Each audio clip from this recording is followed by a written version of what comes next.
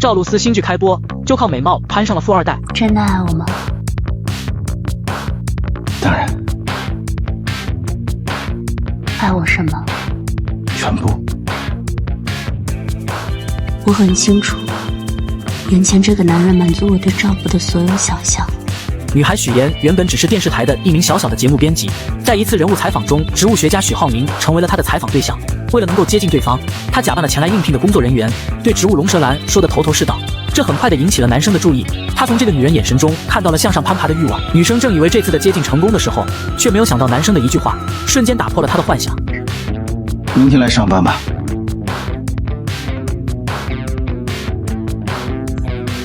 好的。不过你来我这儿，那你的工作怎么办，许小姐？许妍小姐，你人很聪明，节目做得很好，演技更是一流。为了接近我，学习了这么多龙舌兰的知识，也动手学习怎么培育它，保密工作也做得不错。从你的衣着还有简历，普通的人根本看不出你是假的。一直联系我们的助理欢欢，在微博上发了你俩的合照。即使男生对她颇有好感，但是不接受采访是他的原则。正准备赶她出去的时候，不料女孩直接从包包里拿出了一份礼物，著名的植物学家伊丁老师本人制作的剪刀。之所以能够洞察到男人的喜好，是因为他上次来店里看到了工作人员用了同牌子的土叉。看来你对我真的做足了功课。不过好像也没什么用。话不能这样说，这么贵重的限量版你能找到，说明你花了不少心思。我也有一份礼物给你。然而让女生万万没有想到的是，当她打开发现竟然是一瓶桂花蜜。螳螂捕蝉，黄雀在后，女孩一直以为他才是那个默默不举的人，不料所谓的刻意接近又何止是他一个人。他看过女孩的文章，外婆的眼睛不好，却一大早开始收集桂花。放学回家，远远的从窗外看到了她戴着老花镜在烘焙着花瓣。外婆和她说，如果过了花期，花瓣就不甜了。他从女孩的文字中读出了她的真挚感情，想着她应该会很喜欢这个桂花蜜。面对着突如其来的示好，一时之间让许妍有点小鹿乱撞。她一直以为男生不会接受她的采访，但是却没有想到第二天就收到了她的短信，叫她来公司见面。她以为对方不过是一个喜欢摆弄植物的艺术家，但是当她看到这高耸的大厦以及精美的办公室，在这一刻她才得知原来对方是一个隐形的富二代。也是从这个时候开始，嫁入豪门，编织谎言成为了她的毕生目标。我爱上浩明，他是第一个让我明确感受到被爱和被坚定选择的人。哪怕有再多阻碍，我也要牢牢抓住这份爱。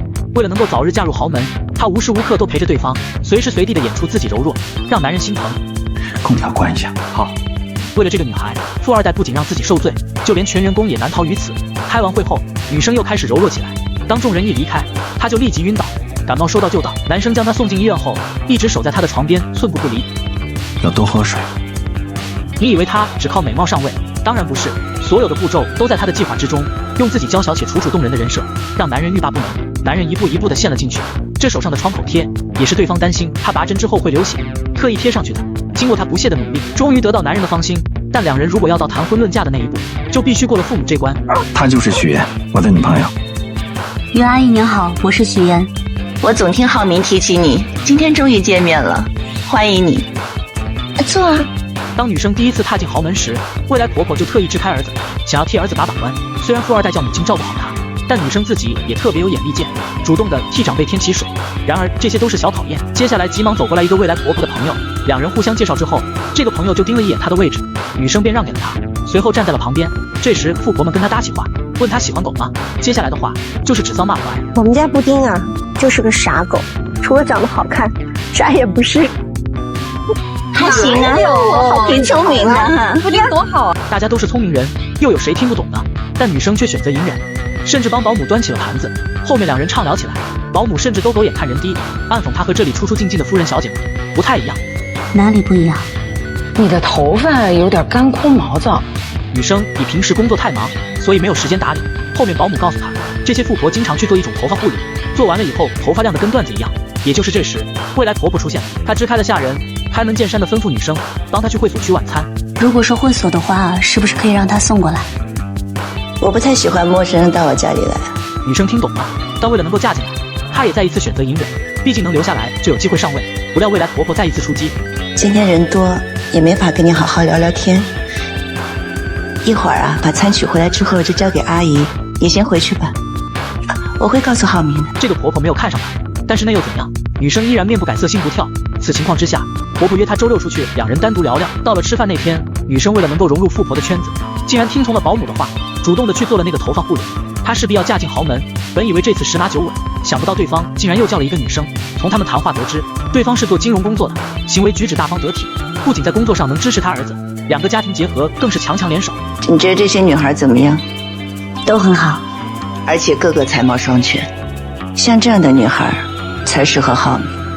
马上和浩明分手，免得自讨难堪。富婆不喜欢弯弯绕绕浪费彼此的时间，虽然她的形象和学历都很优秀，工作也不错，但是她的家境不好，因为上次在一起相处这么久，她从头到尾都无法融入，一句怨言也没有，即便自己让她拿外卖也没有脾气，被人怠慢还要保持微笑，劝她找一个和她步伐一致的人，配不上她优秀的儿子。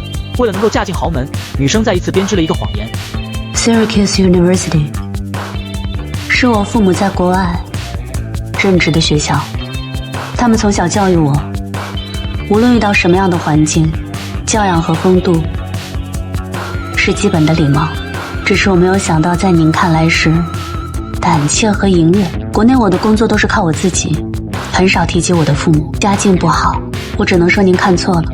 女生从小就是靠谎言来打造自己的完美人设，所以这一次也不例外，并且告诉婆婆，即使看不上她，也不会和她儿子分手。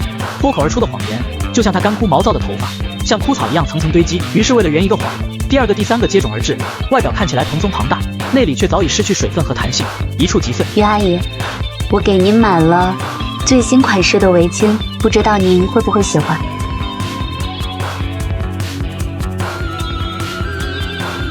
下次我也可以。徐小姐买的什么呀？我看看。羊绒围巾啊！哎呀，徐小姐，你搞错了。你未来婆婆平时喜欢的基本上都是纯色款，她不喜欢印花款的。从小山村走出来的女孩许妍，企图嫁入豪门，刻意买了贵重礼物送给未来婆婆，却没有想到遭到了对方的白眼，而且还有意无意地说她的东西太过于廉价。阿兰，我觉得这个女孩各方面品味都不行，你再考虑考虑，别急着订婚期。看来要取得豪门婆婆的欢心，并不是一件容易的事儿。身份可以假冒，但是豪门品味不是一时之间她可以学得来的。于是瞬间灵机一动，和保姆成为了好友，开始打听起婆婆的那些豪门姐妹，才得知她们可是很有话语权的。以前少爷也谈过几个女友，被这一群阔太七嘴八舌竟然搅黄了，提醒她一定要搞好关系。听到这个女孩，马上主动地将2箱樱桃放到了保姆的购物车中，叫她也带给自家孩子吃。于兰和这些人并没有真正接受我，要嫁给浩明，就要彻底融入这个家庭，这个圈子。我能依靠的唯有主动出击。有了这条线索，她开始跟着未来婆婆来到了网球场充当了球童。但是即使是这样，豪门阔太也丝毫没有把她放在眼里，只是本能地觉得这个女孩城府很深。还好她细心发现，其中有一位太太似乎权力很大，所有人都争相地巴结她，想为自家丈夫的生意添砖加瓦。也许这个阔太会成为她破局的关键。她用自己记者的身份查到了这个阔太喜欢昆曲，于是投其所好找到了老师。他的确出身很低，但是天道酬勤，他可以为了自己的目标不吃不喝的努力练习。做完了这些准备之后，他以票友的身份接近了阔太，成功的和对方成为了朋友。这种以爱好为出发点的接近不着痕迹，瞬间打消了对他的防备，而且还意外的听到阔太似乎正在帮自己的儿子找国际学校。对方的校长迟迟没有和他见面，准备直接做个节目撮合对方。莱茵国际学校的校董也会去。你调查我，为您分忧罢了。不通过你，我也可以认识他。以您的能力，当然可以认识这些人，但想要迅速的建立关系，没有这么简单。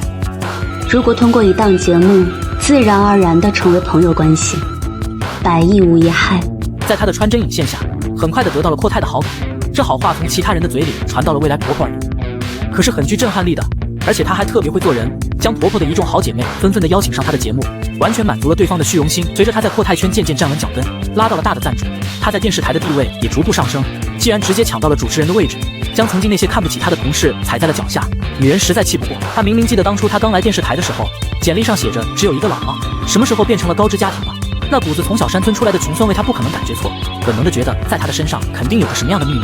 然而让女孩万万没有想到的是，她婆婆的公司竟然收购了那个毫无责任感她父亲的房子，这可怎么办？万一让两人接触到，她假豪门千金的身份就会曝光，她必须阻止这一切的发生。只有一直站在起跑线上，才会有起跑的资格。女生3年的心血全部扑在了工作上，即使这样，要转成主持人的时候，机会被关系户给抢掉了，而她却变成了随时可以被裁掉的临时工。经过这件事，她看清了事实，也明白一个道理：只有一直站在起跑线上，才有起跑的资格。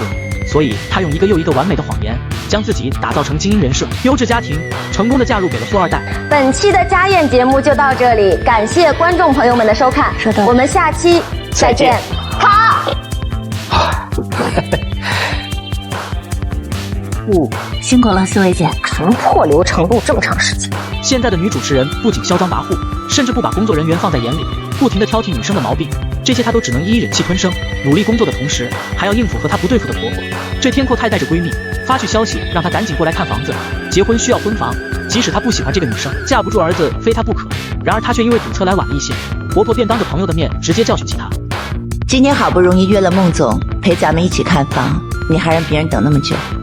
孟阿姨，不好意思。没事儿，那咱们就赶紧去看看吧。从乡下出来的女生对于选房这些一窍不通，便和婆婆商量，要不问一下她儿子的意思。一旁闺蜜竟然开始搭话，像买婚房这种事情，肯定的婆婆做主。他们年轻人对房子没什么概念，房子的朝向、楼层这些肯定不懂。过几年得要孩子，是不是要考虑好怎么布局，装修什么样的风格？如果房子一旦买得不好，对婚后生活影响非常大。谢谢你，孟阿姨。买房子肯定是听于阿姨的。我刚刚的意思就是想说，要不要让浩明过来一起看看？不用，他那么忙，我们替他做主就行了。闺蜜看出来了，这个女生不经常看房，没什么经验。随后婆婆想起她曾经说过的谎言，她父亲是学建筑学的，那应该从小耳濡目染，让她从专业的角度看看这几套房子哪套更合适。女生实在想不到，这个婆婆竟然3天一小考，5天一大考。作为乡下人的她，哪里懂什么专业的角度，只能慌张地翻着户型图。婆婆越看越觉得这个女生以前的话是骗她的，但要巧不巧，富二代这时刚好赶过来。妈，寇太认为这是女人告诉他的，但儿子却称因为想女友了。问了司机才知道在这里，一猜肯定是母亲要替他买房，便着急赶了过来。因为房子他已经买好了，一直没有说，就是想给女友一个惊喜。之后强势的将女友从母亲面前带走。如果不是他突然的出现，曾经的那些谎言肯定会被戳破。富二代对于这个女友那是爱不释手，想将所有的好东西都买给她，甚至听说了他在竞争女主持人，还知道现在的女主持人性格跋扈，爱向母亲告状，叫她不要担心，这些自己都可以帮她解决。他有家人的支持，自己老婆也必须有。你让我认识了世界上最好最好的男人，谢谢你爱我。不过工作上的事情，你要相信我，我可以解决。好。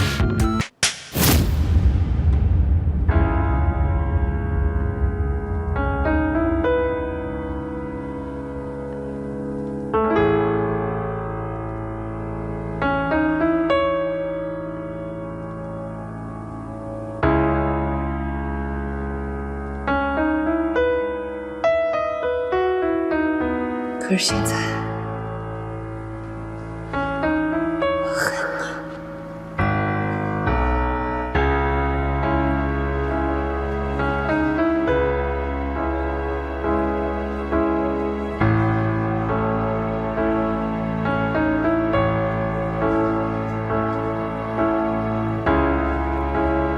35岁，我老公背着我，跟他们公司的财务总监。我的老同学秦山走到了一起。16年前，我也青春逼人，现在青春不在了，我只剩下一肚子的怨气。我不能就这么过下去。秦山。我可以把我的老公让给你了，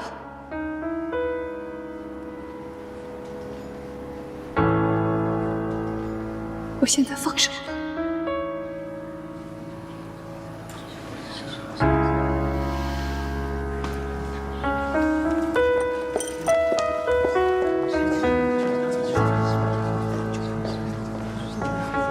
林伟，你等一下，我有话还没说完。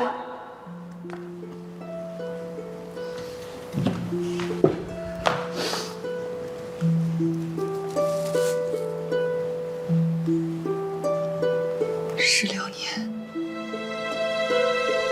我对你所有的爱，到今天都变成了恨。我必须要把这些都说出来，不然我会疯，会死。我不允许自己就这样被你悄悄抛弃，别怪我，用这种形式把你对我的伤害还给你。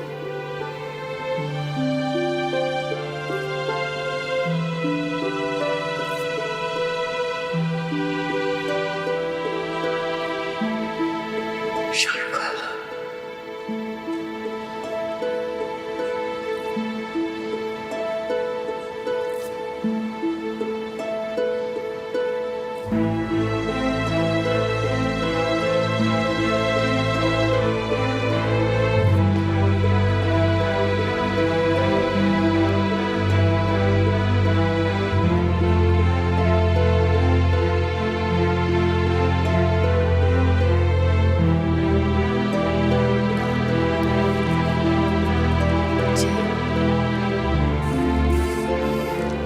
依莲，对不起，谭总，扫您的兴。你们的10年的照片很感动，但结局没想到。这么多年来，你对林伟的支持，我多多少少知道一些。我一直以为林伟是一个知恩图报的人，有底线，有原则。最近公司有些传言，我都没信，可我不多说什么了，今后的路还很长。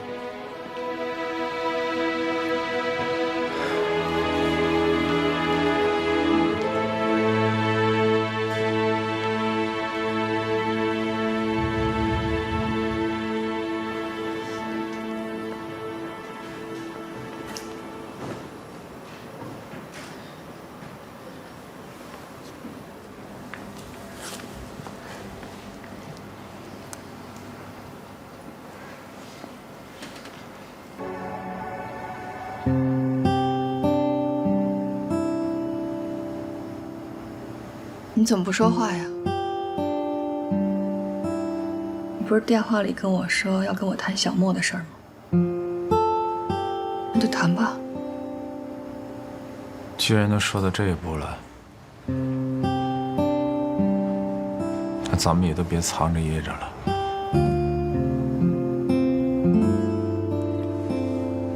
只有一个要求，你让我把小莫带走吧。怎么可能呢？我怎么可能会把小莫给你呢？这个问题连想都不用想，你根本就没有资格。是，我是没有资格说这样的话。我只是觉得咱们俩分手以后，你一个人带个孩子太不容易了。家里的房产、现金你都可以拿走，我就只想把孩子带走就行了。你听说哪个孩子跟后妈在一起能生活的幸福呀？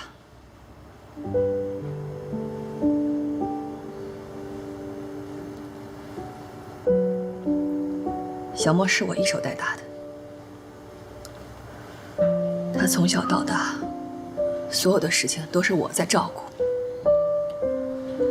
他已经习惯了跟我生活在一起，而且我们俩之间没有必要较劲，要想到孩子的感受。我不想让他因为这件事情改变他自己的生活环境。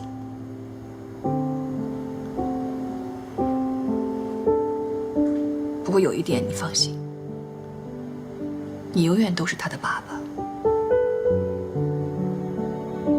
这个我是清楚的。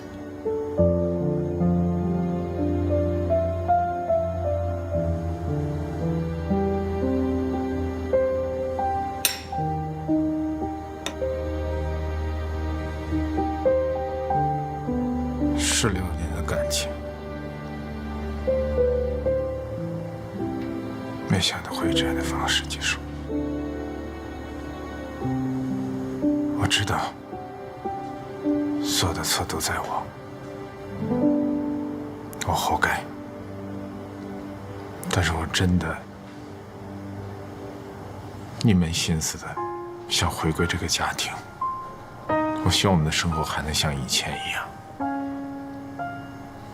但是我真的没想到你会那么做。咱们俩之间起码唯一的一点信任都没有了。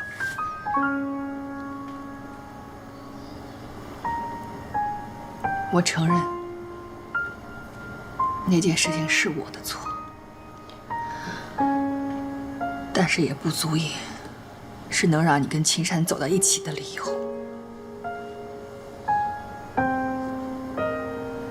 行了，都已经过去了，别再说这些了。既然我们已经谈好了，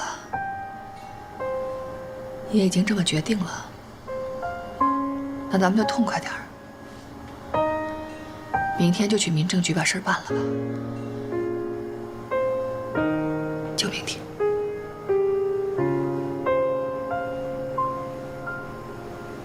我先走了。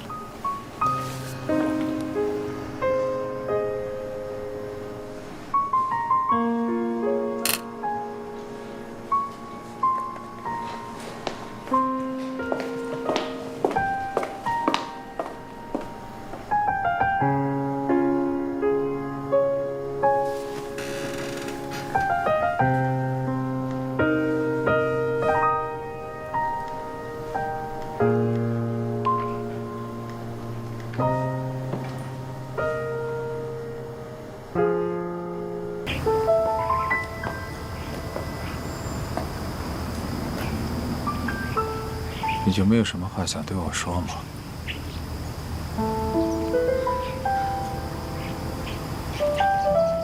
走了。哎，依林，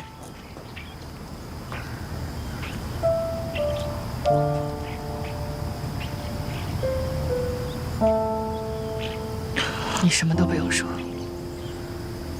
我不想听。那我送你行吗？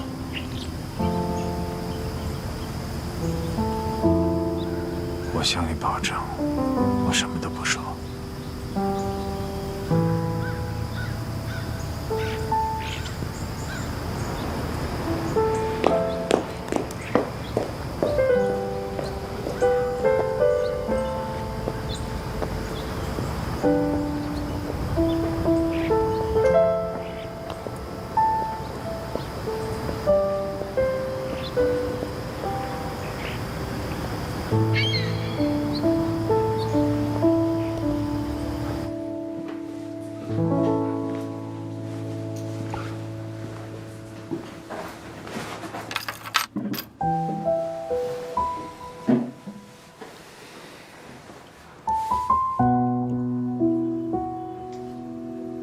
10多年了，咱们2个终于在一起了。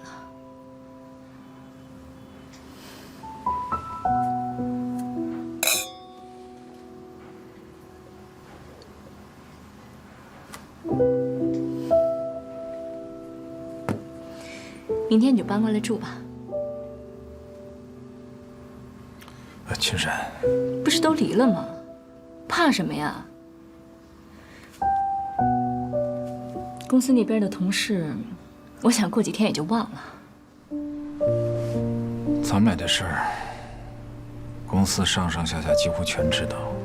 我们又在同一家公司，今后抬头不见低头见。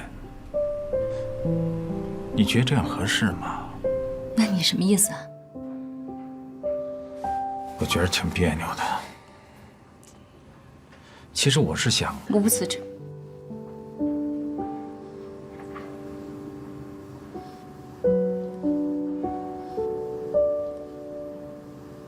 让你失望了。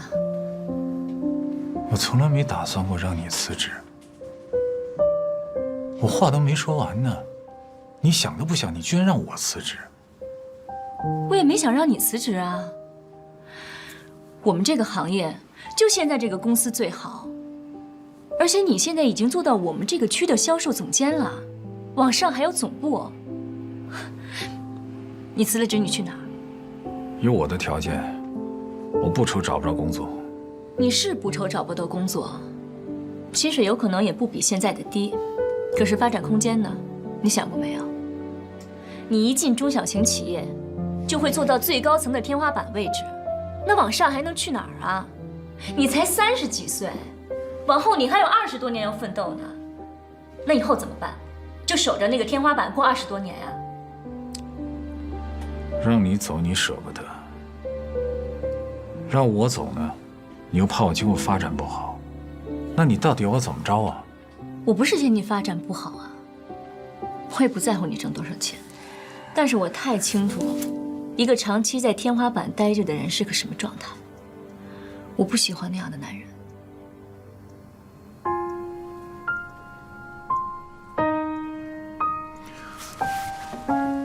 深深，我到底要怎么做，你才能够满意呢？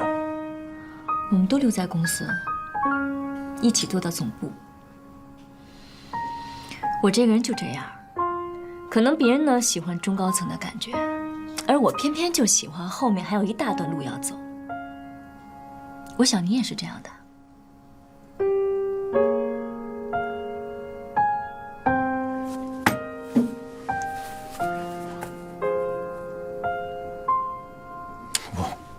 我还以为我们今天要聊的，你要跟我谈的，我还以为是咱们今后怎么生活，咱们今后怎么过日子。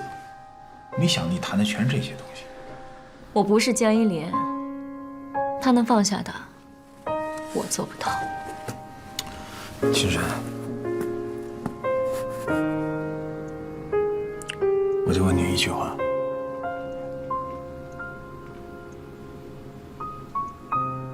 你是真的爱我吗？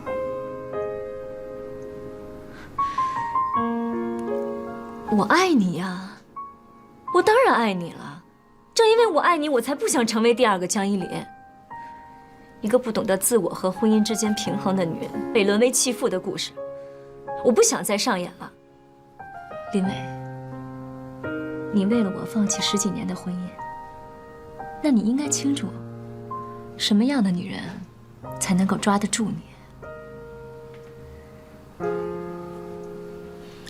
你家那串钥匙也用不着了，就扔了吧。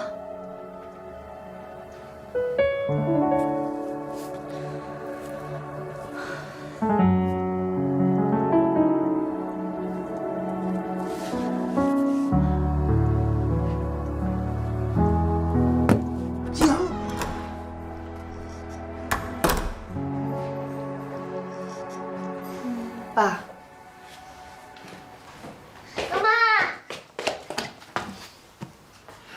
乖吗？妈妈，我又快输了。小莫，起步下了，去做作业去。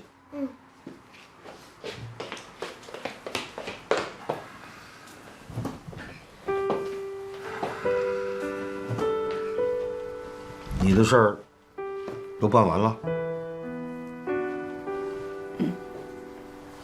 办完了好，办完了就踏实了。从今往后啊，就带着小莫，好好的过日子。还是住回家里来，就像你们小时候一样，我给你们做饭、刷碗、收拾屋子。你们住回来呢，我这儿也热闹了。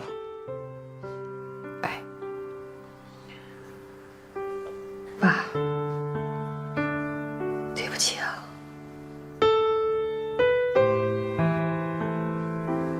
我让您失望了。不过您不用担心，我没事儿。跟林伟的事儿也不是1天2天了，我有心理准备。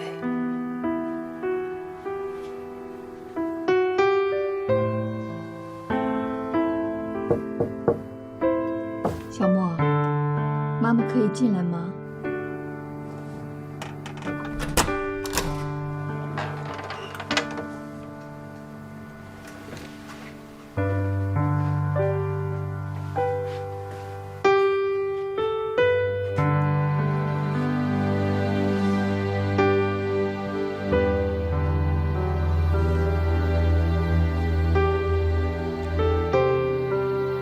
宝贝，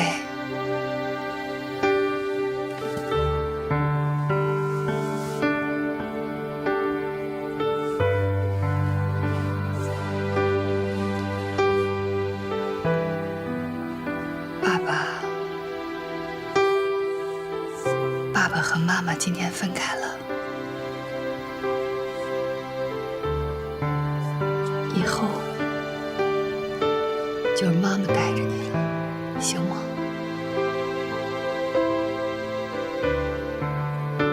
行吗？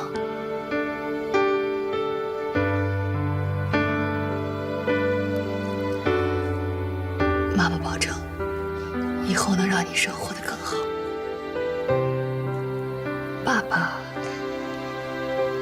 爸爸其实一直都是爱你的。如果你想到了，就跟妈妈说，妈妈可以带你去见他。你跟爸爸之间的事情，妈妈不会干涉，好吗？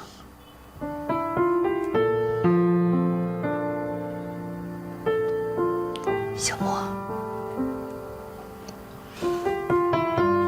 妈妈知道你很伤心，可你是个男子汉，妈妈不想让你哭。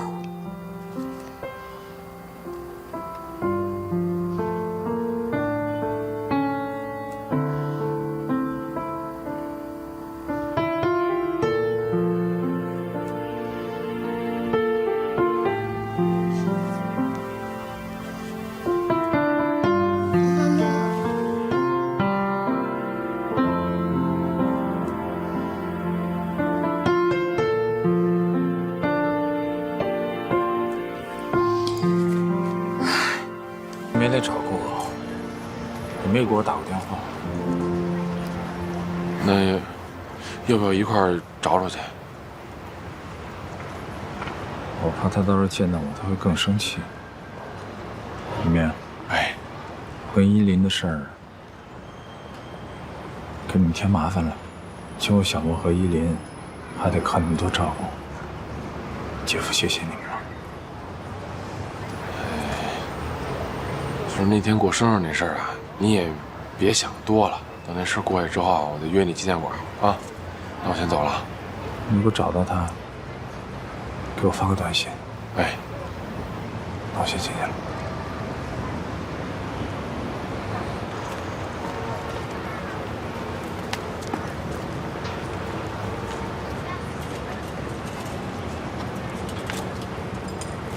怎么了？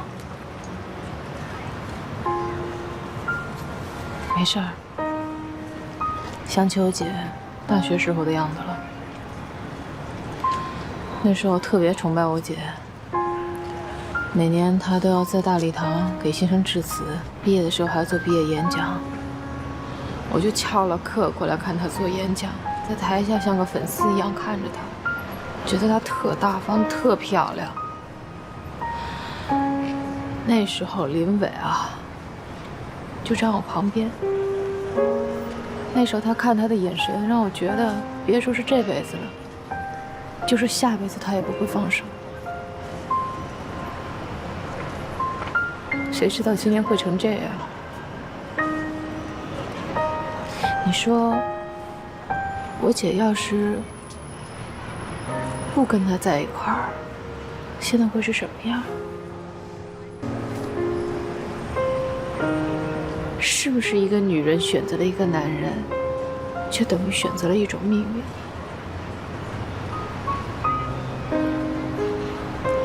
一凡，我觉得你应该现在想一想，你姐还会去哪儿？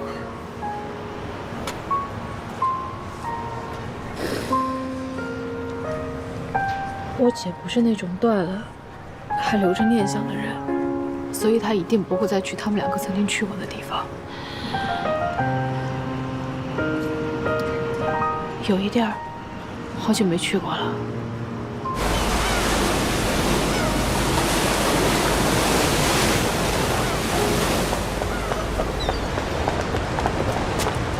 在那儿呢。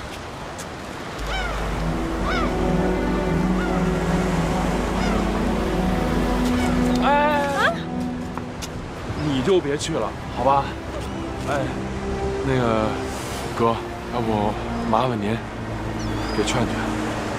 行，我去看看吧。哎，您别走，等我。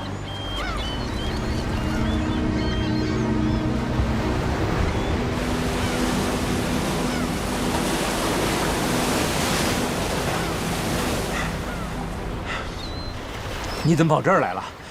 电话也不接。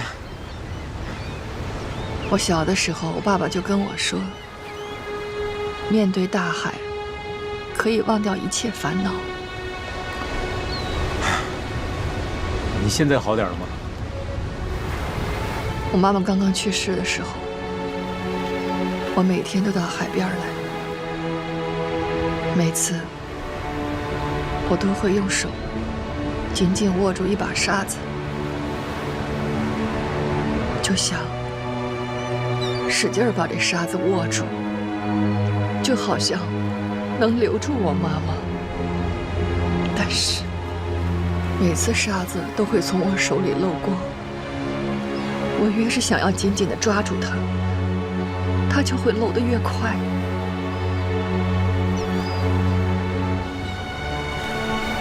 后来我才意识到，有一些不是属于我的东西，一定会走的。你这不想得挺明白的吗？走吧。但是等我渐渐长大了，也就把这事儿给忘了。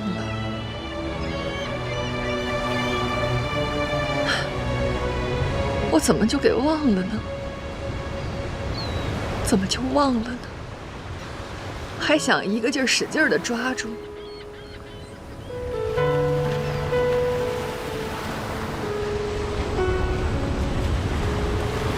对着我这个失败的女人，你是不是觉得我特可怜呢？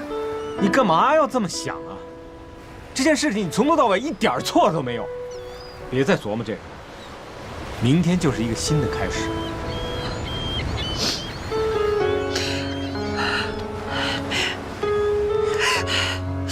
放开我！男人怎么会都这样？这么好的家，为什么不要啊？日子为什么不过下去？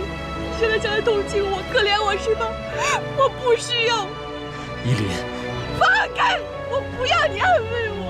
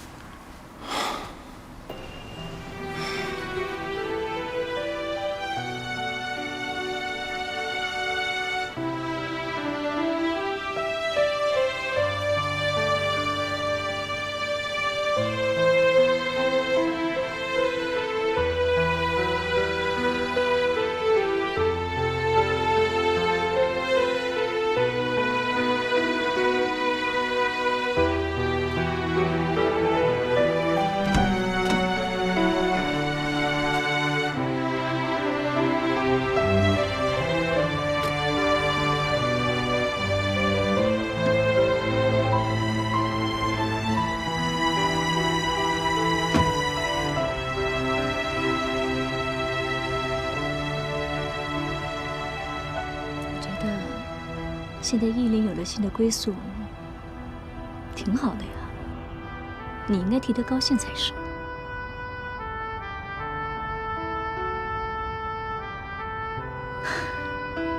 好了，别多想了啊。他一卧。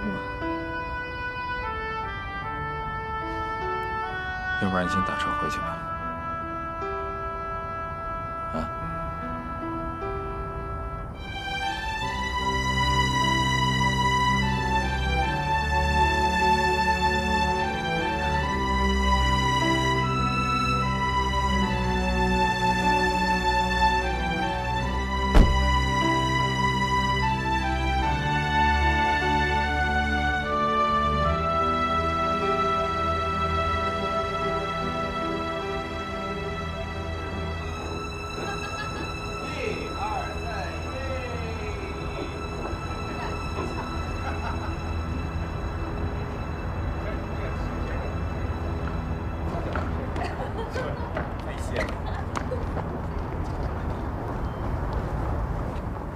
爸爸，儿子，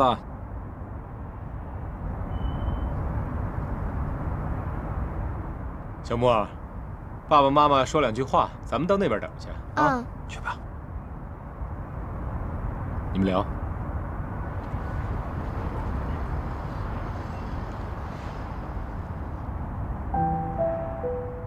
你怎么会在这儿啊？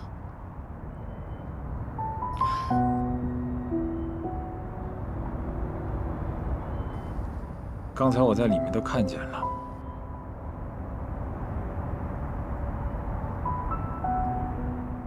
你是真的决定了吗？是。那我祝福你们。谢谢。其实韩志杰这人挺好的，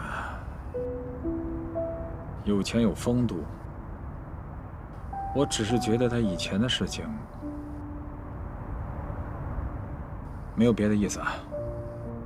我是担心你跟小莫。你不用担心，我自己的选择，我也很慎重的。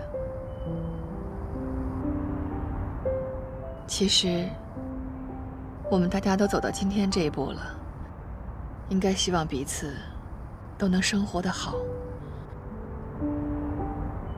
我希望你能跟秦山幸福，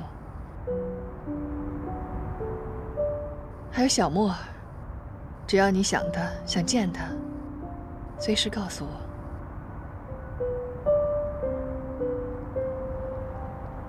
我先走了。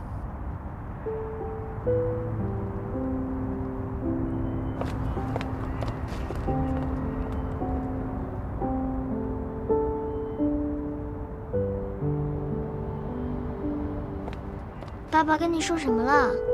啊，爸爸说，知道妈妈要跟韩叔叔结婚了，希望妈妈能幸福。哦，还好吧。上车吧。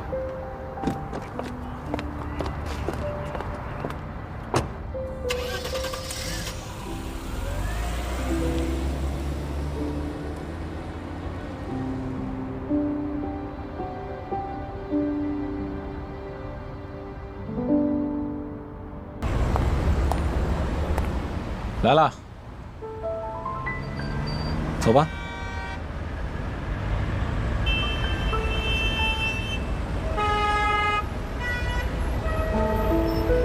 怎么了？我就想问你一句话：你爱我是真的还是假的？不是，你说这话什么意思？这里是公司，咱们有什么话咱们回家说去啊！你骗我，是吗？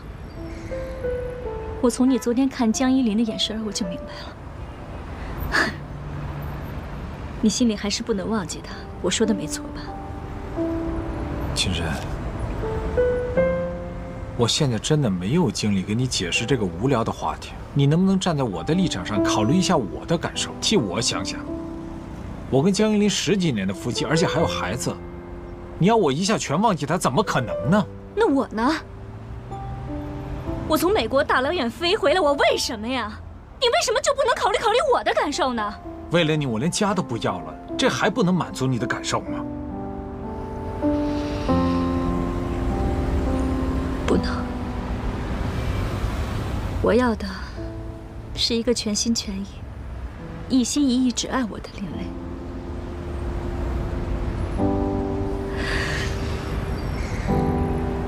结婚吧。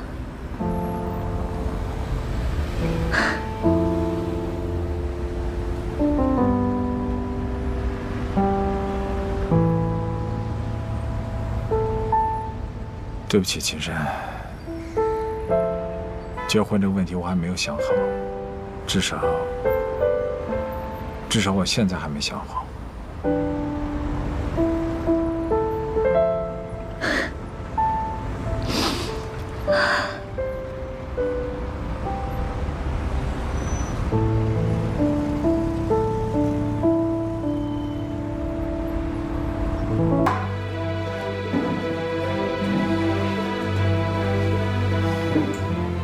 结婚这个事情，你再多给我点时间，让我好好想想。林薇，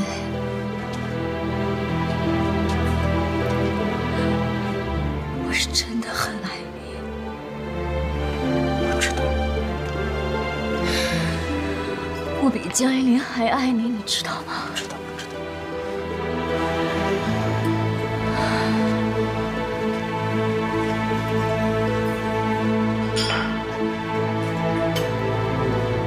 其实我也想跟你好好过下去，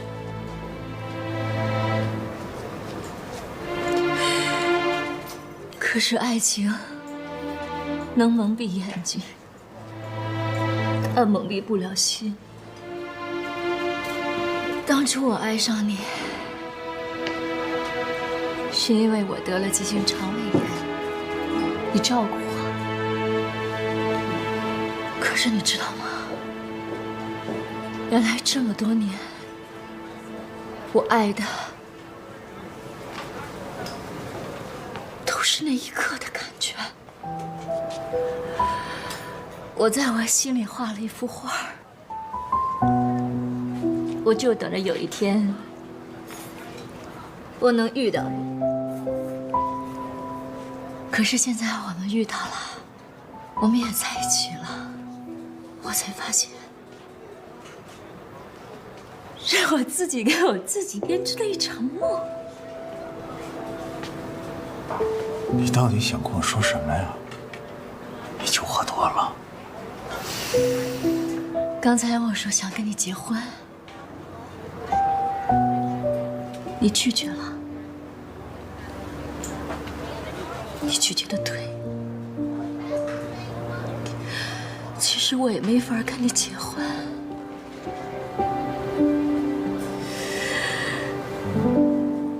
我有家，我有老公。你说什么？我说我有一个美国老公。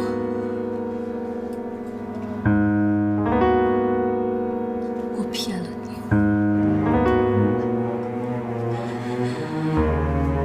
我在美国的时候，好多人都追我，我就照着你的标准。我找了一个最帅的，我本来想给他带回来，让你和依琳看看他，可是谁知道，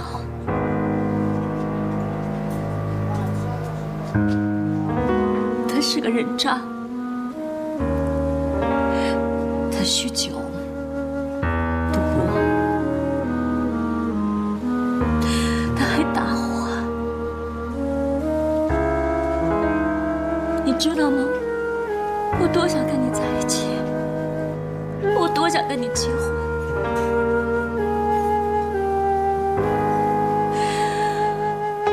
所以现在我决定了，我要离婚。我可以什么都不要，因为有你就够了。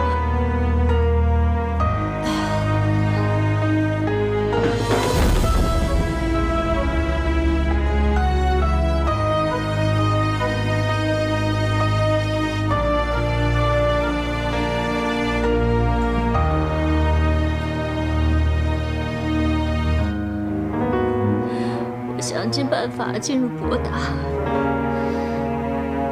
就是为了找到你，你知道吗？林美，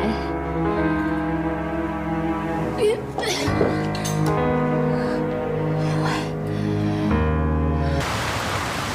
你看这天气，说下雨就下雨。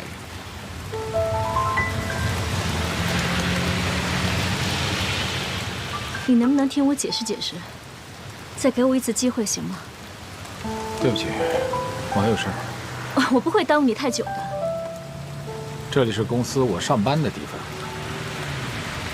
那我们到那边去。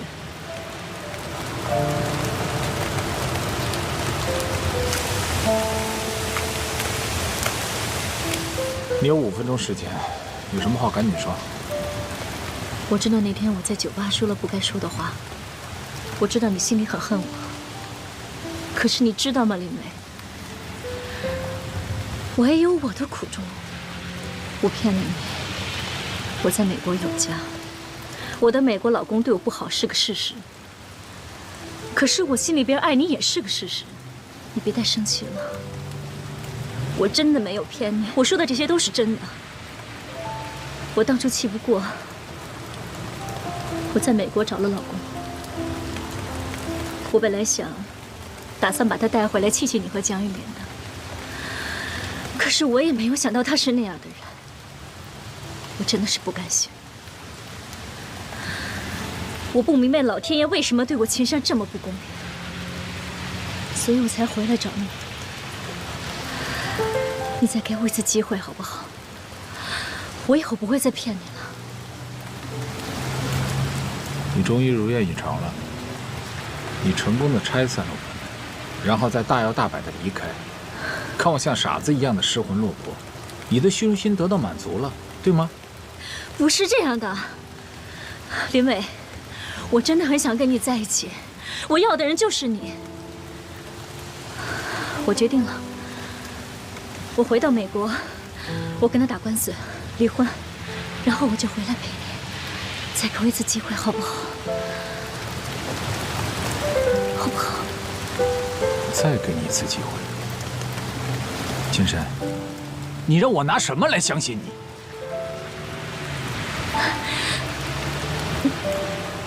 因为我怀了你的孩子。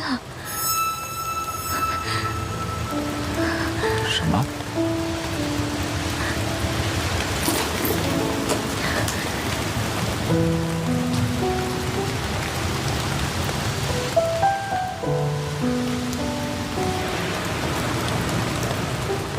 可以不相信我说的这些，但是我是真的爱你。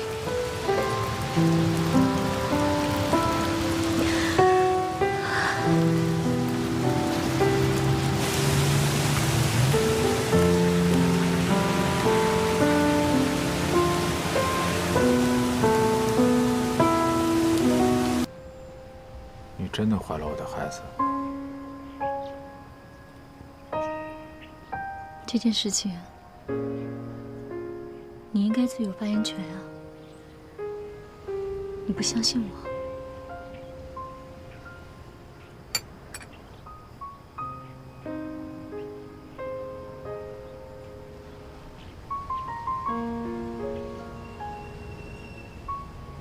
你打算什么时候回美国？这周5，机票我已经都订好了。林伟，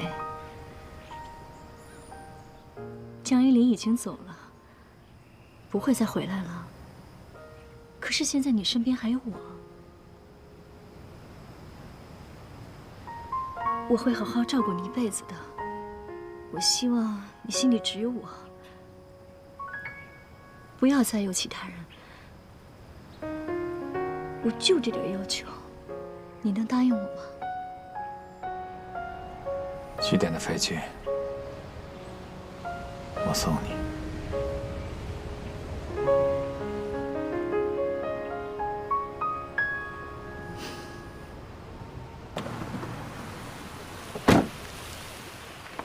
走吧，上车吧。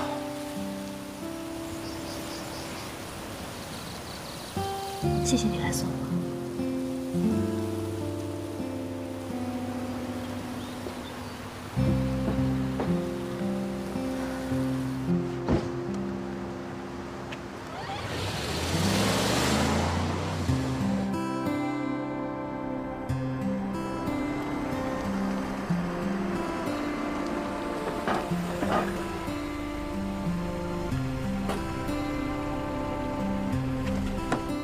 不是早出来了吗？怎么这会儿才来啊？我在路上碰见一起车祸，还挺严重的，把路都给封了，绕了半天才到这儿。给我看看看看。哇，行吗？老漂亮啊！我妈要是看见你这样，非得乐开花了。那什么时候我再接回来呀？别提了，这2天一听说这事儿吧，一激动就没睡着觉。上医院一检查呢，各项指标都偏高，人医生不让他坐飞机。这2天正着急呢。那怎么办啊？没事儿，咱们登记完了，明儿咱就飞过去看他去。怎么什么事儿让你一说就那么简单？这有什么不简单的？来吧，只要进了这门，咱就大功告成了，其他都不算事儿。喂，我就是。走啊！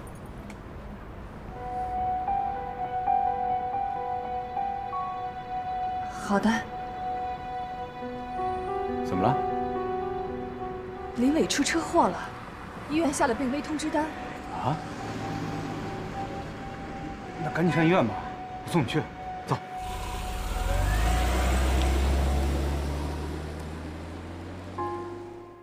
患者目前已经脱离了生命危险，不过剧烈的撞击导致他双腿粉碎性骨折。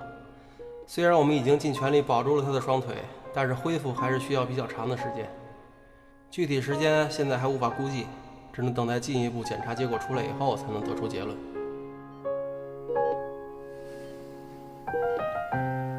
不要太着急，不管发生什么情况，我都会陪着你。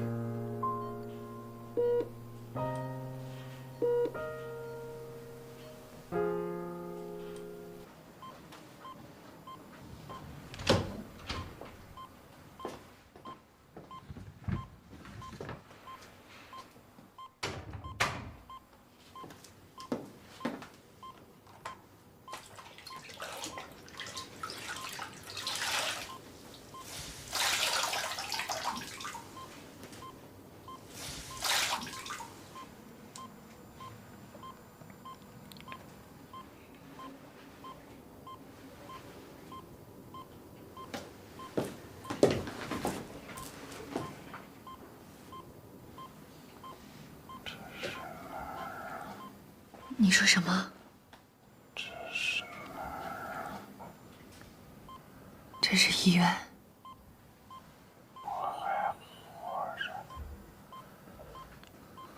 先别说话了。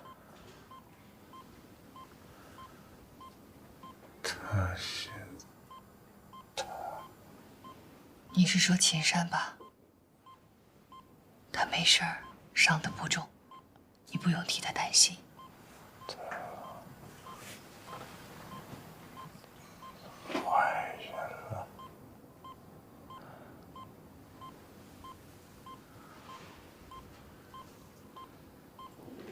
我在你包里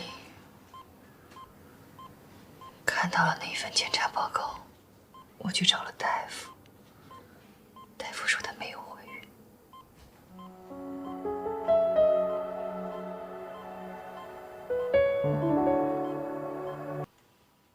你不能什么都不吃，怎么样都得吃点儿。来。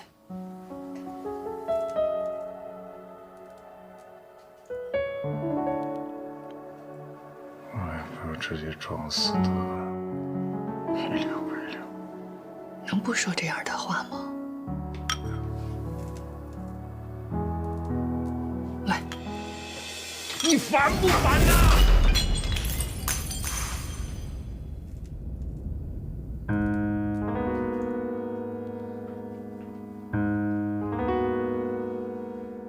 别在这儿，你走。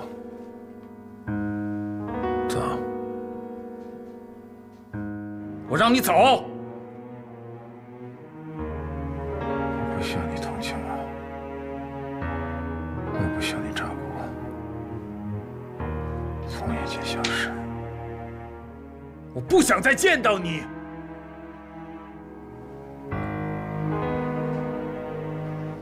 你能冷静点吗？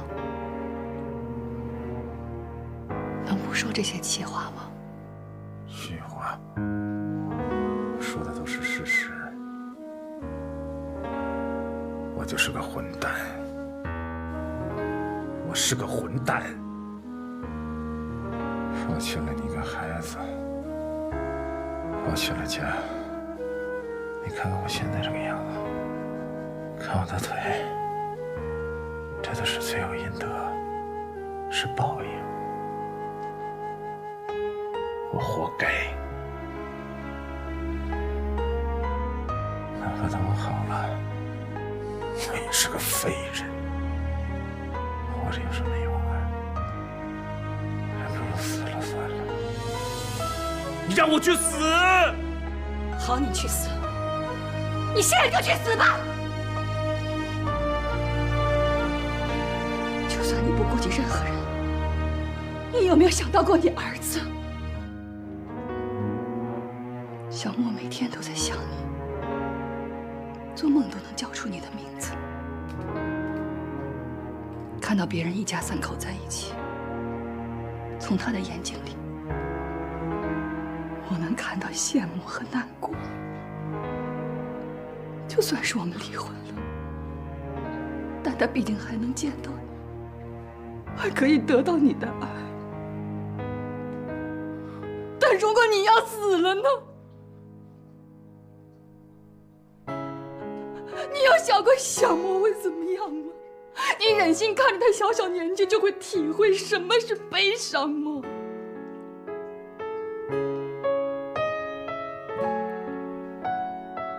你是小莫的父亲，他需要你，你对他的爱是任何人都替代不了的，你不明白吗？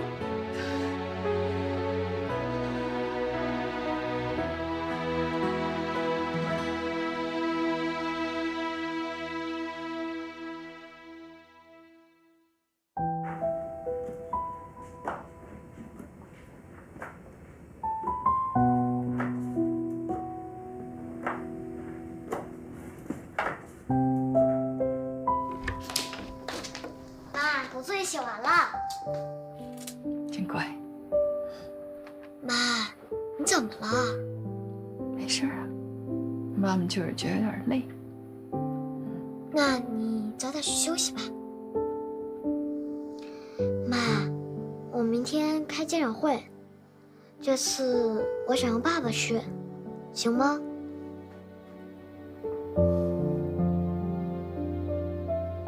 妈，你怎么了呀？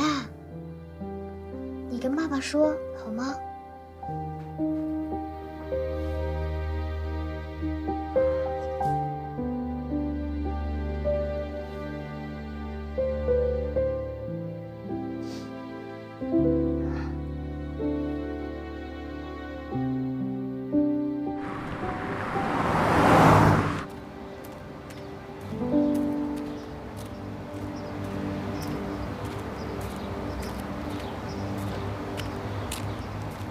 小莫，爸爸今天有事儿，不能去学校参加你的家长会了。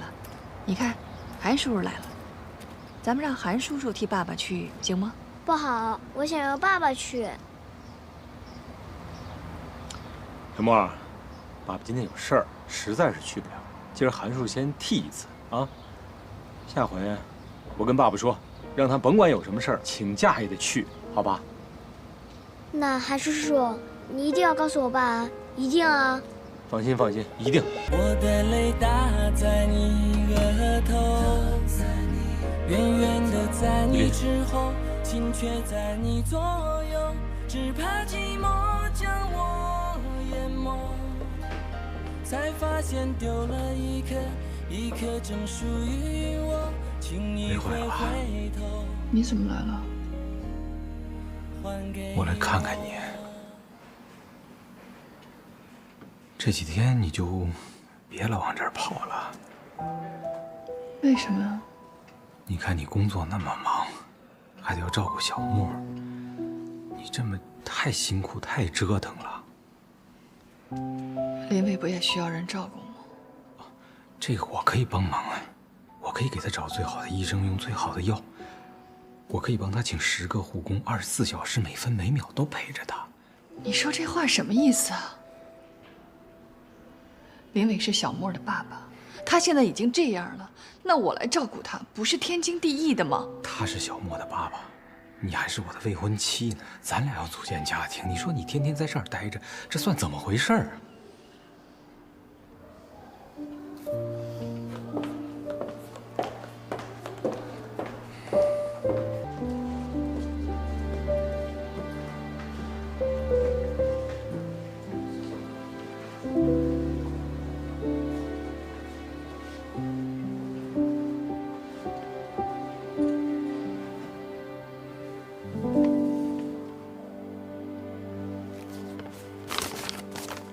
依林，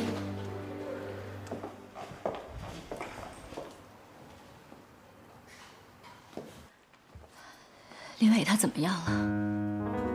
你跟林伟怎么会走到这一步？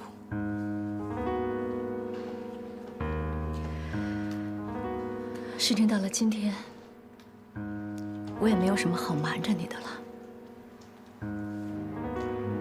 我在美国结过婚。只是我生活的并不幸福。后来我回国遇到了林伟，我发现原来我这么多年，我对他的爱一点都没有变。我渴望得到他，我渴望跟他生活在一起。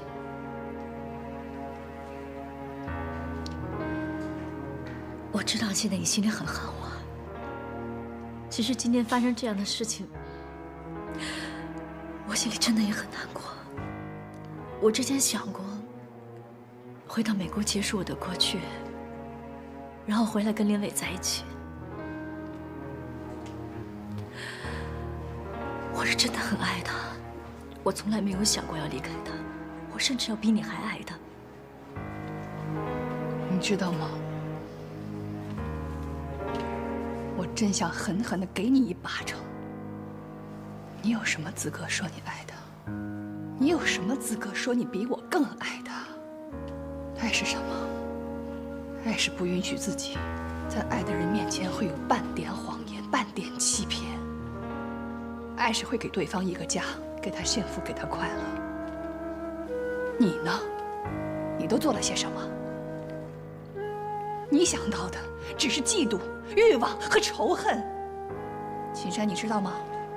是你把林伟给毁了。你只想到你自己，秦山，你太自私了。你说的对，你知道吗，叶林？我不管做什么，我都比不过你。但是我对林伟是真心的，真心的。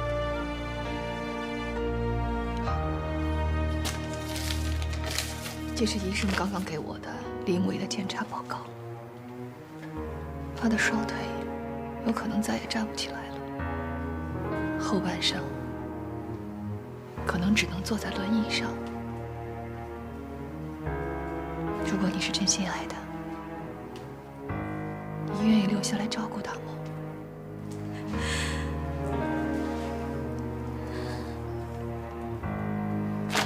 你根本就没有这个勇气，你根本就没有真正爱过他。为什么到最后你还在骗他？骗他说你怀孕了，你为什么要这样做呀？因为我不想失去他。我知道，就算我现在愿意留下来陪着他，他也不会接受的，因为他恨我，